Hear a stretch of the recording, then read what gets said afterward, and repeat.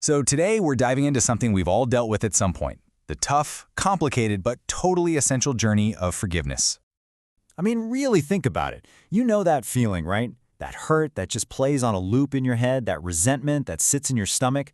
Holding on to it can feel powerful, even justified. But what is it actually costing you? Let's break down what the experts have to say. Right, first things first, let's get on the same page. Because it turns out a lot of us might be working with a pretty big misunderstanding of what forgiveness even is. Okay, see that word right there? Intentional. That's the key. Forgiveness isn't some feeling that just washes over you one day. No, it's an active, conscious choice you make to stop letting anger and resentment call the shots in your life. And this really hits the nail on the head. Dr. John Hart puts it perfectly. Forgiveness is a commitment. It's a promise you make to yourself. It's something you have to decide to do, not just wait around for. This brings us to a huge misconception. You know, people always say forgive and forget. Well, according to the experts, they are totally different things. Forgetting is really just stuffing it down, right? Pushing the memory away where it just festers. But forgiving? That's an active decision to let go of the anger that's tied to the memory. It's for your own peace of mind.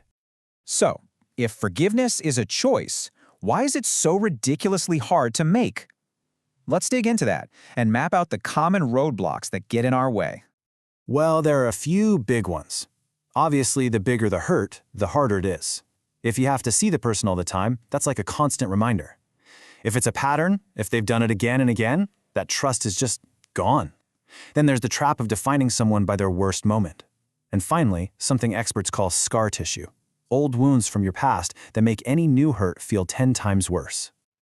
And that brings us to one of the biggest mind games we play on ourselves, a little thing called emotional reasoning. It's a huge reason we get stuck. So what is it?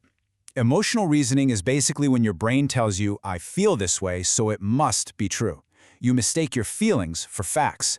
And the more intense the feeling, the more true the situation seems.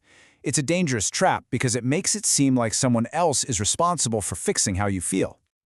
And here's a perfect example of what that looks like in practice. A healthy thought owns the feeling. I am feeling hurt by what you did. But emotional reasoning, it uses the feeling as proof. Because I feel this way, the situation is objectively this bad, and it is 100% your fault. See the difference? And check this out. Licensed therapist Tari Walton takes it a step further, and this is a real game changer. She asks us to question if we're even using the right word. Are you really hurt? Or are you maybe disappointed, or frustrated, or feeling rejected? When we label everything as hurt, we can make the situation feel way heavier than it is, and it makes forgiveness feel like this impossible mountain to climb. Okay, so we've talked a lot about the why it's so hard part. Now for the good stuff. How do we actually do this? How do we move forward? Let's break down the actual steps. Experts have laid out a pretty clear 4-step path. First, acknowledge your role. Now, this isn't about taking the blame, it's about being honest about your part in the dynamic. Second, reframe the narrative. Make a conscious choice to see the person as more than just their mistake. Third, and this one's huge, look for consistency. This is on them. You need to see changed behavior over time to rebuild trust. And finally, practice compassion. For them, sure, but mostly for yourself. You deserve it. And I just want to double-click on that third step because it is everything.